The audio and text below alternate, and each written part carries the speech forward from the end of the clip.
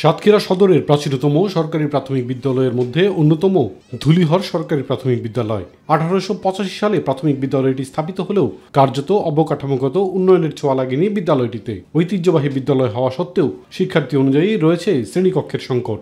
যে কয়েকটা শ্রেণীকক্ষ রয়েছে তার অধিকাংশই পাঠদানের অনুপযোগী। বিদ্যালয়ে বিদ্যুৎ না থাকলে বা প্রাকৃতিক দুর্যোগে আলোক স্বল্পতায় একেবারেই অনুপযোগী হয়ে পড়ে শ্রেণী কার্যক্রম। একটি বেঞ্চে 3 জন করে বসতে হয়, যার কারণে আমাদের স্যার যে কাজ দেয় সেই কাজটা করতে অসুবিধা হয়। যখন আমাদের বিদ্যালয়ে বিদ্যুৎ থাকে না তখন আমাদের অনেক কষ্ট হয়। আমরা ব্ল্যাকবোর্ডের লেখা দেখতে পারি না, পড়তে পারি না। ব্ল্যাকবোর্ডের মোড়ে দেখাই যায় না, বাচ্চারাও দেখতে পায় না। এই জন্য আমাদের একটা নতুন ভবনের বিশেষ প্রয়োজন। বিদ্যালয়টিতে শুধু শ্রেণীকক্ষ সংকটই নয়, রয়েছে খেলার মাঠেরও সংকট। টিফিনে বা অবসর সময়ে শিক্ষার্থীদের খেলাধুলা বা বিনোদনের জন্য নেই কোনো স্থান। ফলে শারীরিক ও মানসিক বিকাশে বাধাগ্রস্ত হচ্ছেন শিক্ষার্থীরা। আমাদের নতুন যদি ভবন দেওয়ার ব্যবস্থা করা যায় সেটা আমাদের জন্য খুবই উপকার হবে এবং আমরা কৃতজ্ঞ থাকব।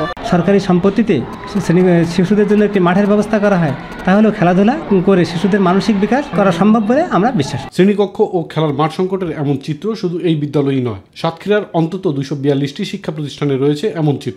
বিদ্যালয়ে ভবন আরেকটু উন্নত হতো, তাহলে আমাদের পক্ষে পাঠদান করা আরো সহজ হতো বলে আমি মনে করি। যে সমস্ত বিদ্যালয়গুলোর শ্রেণীকক্ষ সংকট রয়েছে তাদের তালিকা করে সংশ্লিষ্ট দপ্তরে পাঠানো হবে বলে জানিয়েছে জেলা শিক্ষা বিভাগ ও জেলা প্রশাসন।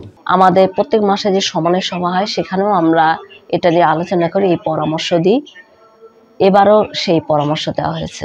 বিশেষ করে প্রাইমারি বা শিক্ষক বিষয় যারা আছে তাদেরকে আমি বলবো যে কতগুলি প্রতিষ্ঠান এরকম অবস্থায় আছে এবং সেইগুলি কনস্ট্রাকশনের জন্য বা নতুন ভবন নির্মাণের জন্য বা সংস্কারের জন্য আমরা উদ্যোগ গ্রহণ করবো এবং তার প্রস্তাবনা আমরা মন্ত্রণালয়ে পাঠাবো। শ্রেণীকক্ষ সংকট সমাধানে দ্রুত পদক্ষেপ নেবে সরকার, এমন প্রত্যাশা শিক্ষক, শিক্ষার্থী ও অভিভাবকদের।